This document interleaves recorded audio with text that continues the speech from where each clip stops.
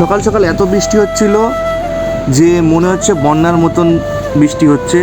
তো তাই জন্যে আমি চলে এসেছি আমাদের ঈদগাহ মাঠে, আর দেখছি বাচ্চা কাচ্চারা খুব সুন্দর বৃষ্টিতে মজা করছে।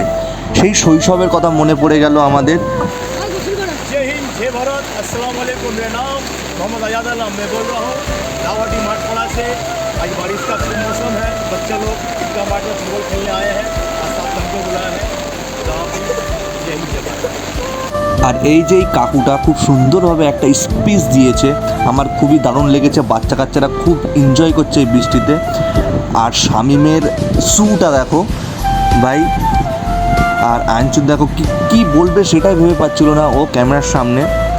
আর আমার তো খুবই ইচ্ছা করছিল ভিজতে, কিন্তু আমার হাতে মোবাইল আছে, আর মোবাইলটা এখানে তো রাখা যাবে না। এসে একটু ফুটবল খেলবে, এটা তো অনেকক্ষণ ধরে বলছে ফুটবল খেলার জন্য। তো আমি তাড়াতাড়ি করে মোবাইলটা